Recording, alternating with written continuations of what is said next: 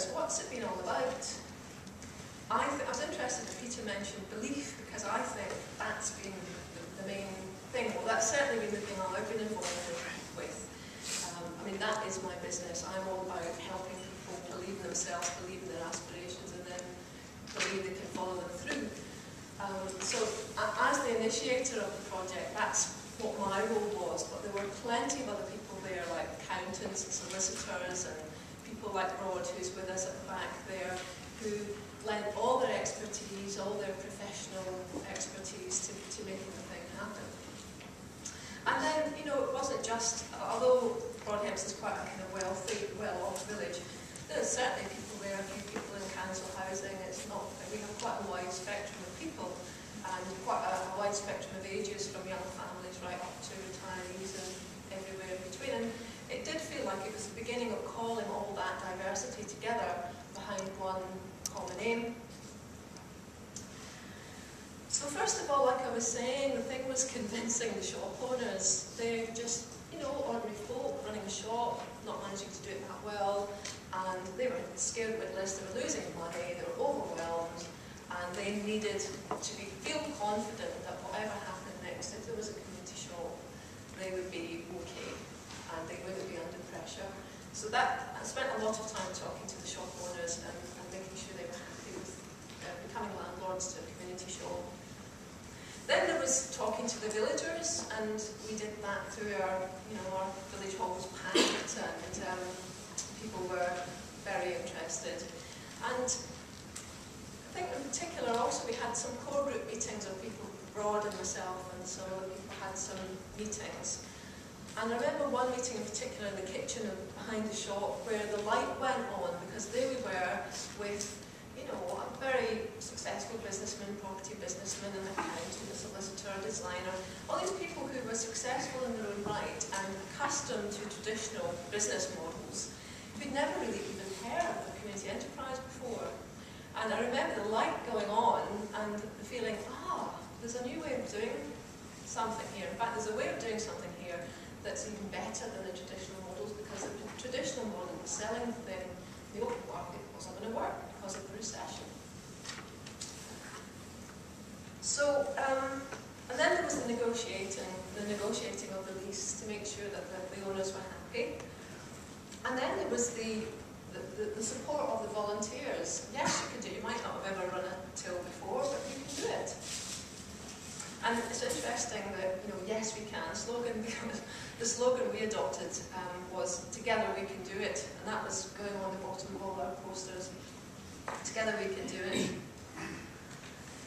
So, yeah, it was about building belief, building capacity.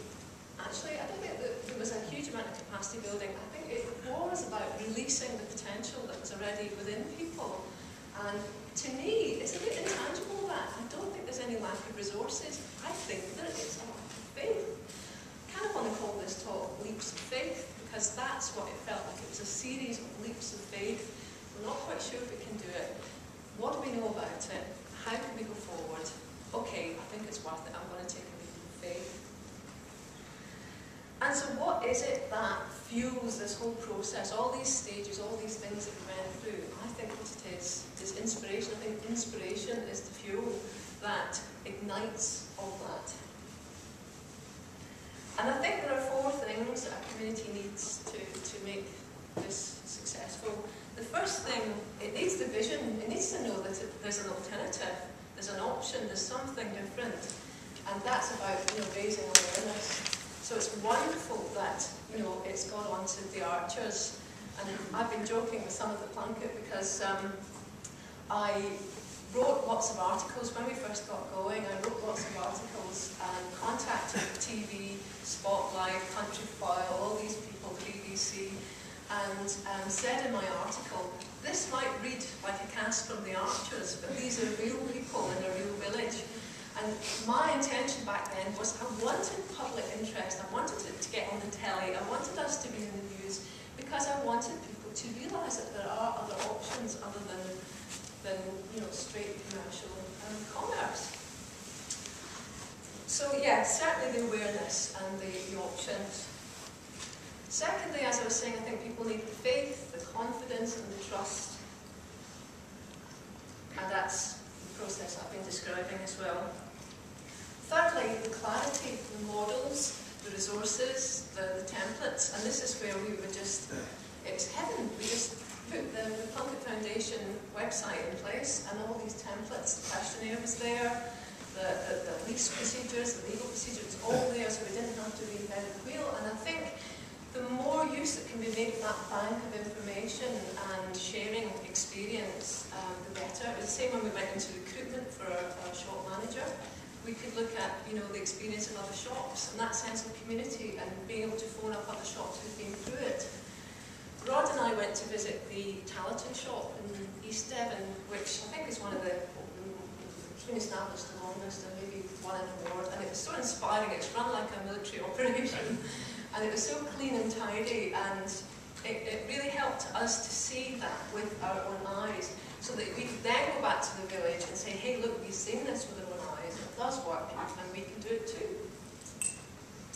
And then the fourth thing I would say is, yeah, people need the commitment, they need to put their money where their mouths are, or their legs where their mouths are, and do a bit to help